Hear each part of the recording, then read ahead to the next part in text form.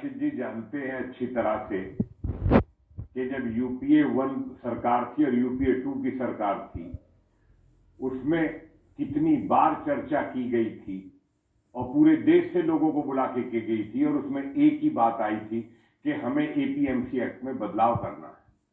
और दूसरा, उसमें चर्चा बराबर कॉन्ट्रैक्ट फार्मिंग पे की गई थी। योजना आयोग की कई बैठकों में, कितनी बार बैठकों में मुझे भी बुलाया गया, उसमें विचार विमर्श हुआ, तमाम किसान संगठनों से बात की गई थी, इसमें कोई दो राय नहीं है, सबसे बात की।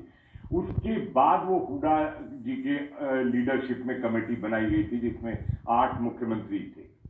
तो वो इसलिए बनाई गई थी, फिर मुझसे संपर्क किया था उस समय, फिर हुडा जी ने कहा था कि भारतीय कृषक समाज के तमाम प्रदेशों की जो लीडरशिप है उनकी हमको लिस्ट दे दीजिए, हम दूसरे संगठन। उसमें भी मैंने उनको करीब जो है 125 अपने प्रदेशों के लोगों की लिस्ट दी। अच्छा, मैं बता रहा हूं आपको। और उन्होंने लगभग 500 लोगों को बुला के, जो हाईवे पर मंडी नई बनाई है उसमें, और बहुत विस्तार से चर्चा की थी, सबसे बात की थी, सबको सुना था। और सुनने के बाद तब उन्होंने वो रिपोर्ट दी थी। वजह क्या है? वजह यह है कि आजादी से लेकर अब तक, राशिद जी सुन रहे होंगे, आजादी से लेकर अब तक पहले कृषि मंत्री पंजाब राव देशमुख हुए, राशिद जी, उन्होंने ये कहा था कि किसानों को बाजार से जोड़ना होगा, तभी किसान बचेगा। चौधरी चरण सिंह ने हम लोगों को बार बार कहा कि आप जब तक बाजार में नहीं खड़े होंगे तब तक कुछ नहीं हो सकता। महेंद्र सिंह टिकैत जी ने 50 बार सरकारों से हम लोगों के साथ बैठ के ये बार बार मांग की कि ये भाई मंडियों से हमारा पीछा छुड़ाओ, इसमें हमें बड़ी परेशानी होती है। हाँ, इस देश में कोई सुई भी, मैं उन्हीं के शब्द दोहरा रहा हूं, इस देश में कोई सुई भी बनाता तो अपनी मर्जी से बेचता, तो भाई हमारी भी मर्जी होनी चाहिए, ये उनके शब्द थे। ये बात सही है कि हम लोग सब साथ बैठ के चर्चा करते रहे, सरकारों से बात करते। जब डॉक्टर स्वामीनाथन ने किसान आयोग की बैठक का आयोजन किया था, उसमें मुझे भी आमंत्रित किया गया था, उसमें चौधरी महेंद्र सिंह टिकैत भी आमंत्रित थे, उसमें अतुल अंजान उस कमेटी में ऑलरेडी मेंबर थे, और साउथ से भी 2-3 लोगों को बुलाया गया और विस्तार से चर्चा की गई थी हमसे इसी बात पर कि भाई किस रास्ते पे चले। हमारा एक ही सुझाव था कि जब विकल्प ज्यादा होंगे तो आदमी अपनी मर्जी के मुताबिक अपने सामान को, जैसे तमाम व्यापार होता, किसान को भी हक मिलना चाहिए। ठेका खेती की बात बार बार इसलिए सरकार ने की थी कि भाई उससे जो है व्यवस्थाओं में सुधार होगा। आज भी पंजाब में आलू के बीज जो है ठेका खेती पे होता है। आज भी उत्तर प्रदेश में जो गन्ना है, एक तरीके से वो लीगलाइज कह दीजिए, वो कॉन्ट्रैक्ट फार्मिंग है। उत्तर प्रदेश की तमाम गन्ना सहकारी समितियां उस किसानों को जो है निश्चित रेट पे खरीदती है और मिलों को सप्लाई करती, आपूर्ति करती। ये भी एक कॉन्ट्रैक्ट है। अब बात आती है कि कॉन्ट्रैक्ट होगा 2 पार्टियों के बीच।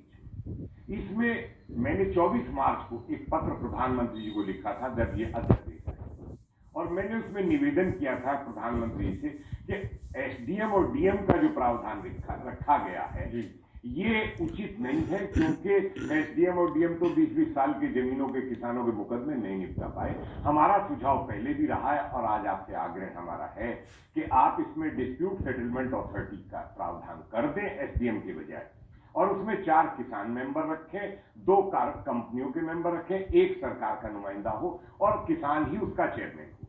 ये जिला लेवल पर भी हो, ये प्रदेश लेवल पर भी हो और ये राष्ट्र लेवल पर भी हो, जैसी व्यवस्थाएं हो। और किसान को पूरा अधिकार है कि वो अपनी बात कॉन्ट्रैक्ट में, अगर कंपनी उसके साथ कोई धोखाधड़ी करती है, पैसे की बेईमानी करती है, तो उसमें अपना अधिकार के साथ बचे रहें। लेकिन इसमें कॉन्ट्रैक्ट के दौरान कुछ भी अगर गलत लगता है किसान को तो कॉन्ट्रैक्ट निरस्त किया जा सकता है। मैं आ रहा हूं जी जी। नीति आयोग ने जब कॉन्ट्रैक्ट फार्मिंग पे बैठक की थी तो तमाम देश के किसान संगठनों को बुलाया था, मुझे भी बुलाया था।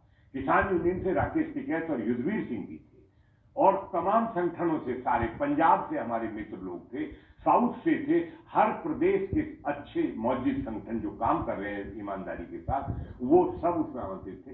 सबसे राय ली गई, सबसे बात की गई। हमारा उसमें सुझाव यही था कि ऐसा काम करें कि आज भी जो जुताई होती, जो बटाई पे देते हैं, वो भी एक तरीके से ठेका है, लेकिन वो लीगलाइज नहीं है। उसमें लीगलाइज होना चाहिए। बहुत जगह ये देखने में आया कि बटाई पे जमीन दे दी गई थी, लोग बाहर आ गए, नौकरी करने लगे, वो जमीन ही खाली करने को अब तैयार नहीं थे और वो कब्जा एक तरीके से होता था। तो उसके लिए लीगल राइट जो है किसान का बरकरार है। तो वो एक एग्रीमेंट जो दो पार्टियों के बीच में होता हुआ है। अब किसान अगर उसमें ये चाहता है कि भाई मुझे इसमें नुकसान है, तो किसान उस एग्रीमेंट को तोड़ के बाहर आ सकता है। ये हमने मांगा था, वो इसमें रखा गया। दूसरी हमने उसमें एक मांग की थी नीति आयोग की बैठक में, मैंने उसको चेयर किया है, जो आखिर में जब क्लोजिंग सेशन किया था फाइनल, मैंने एक प्रस्ताव रखा था कि इसमें जमीन को बिल्कुल अलग रखा जाए, जमीन से इस कॉन्ट्रैक्ट फार्मिंग का कोई वास्ता ना हो। और उसका प्रावधान इस बिल में किया गया है, कानून में किया गया है कि जमीन का कोई वास्ता नहीं होगा। ये भी है कि यदि ज्यादा मुनाफा होगा और बाजार में ज्यादा भाव बढ़ेंगे तो उसमें किसान की भागीदारी होगी, शेयरिंग होगी।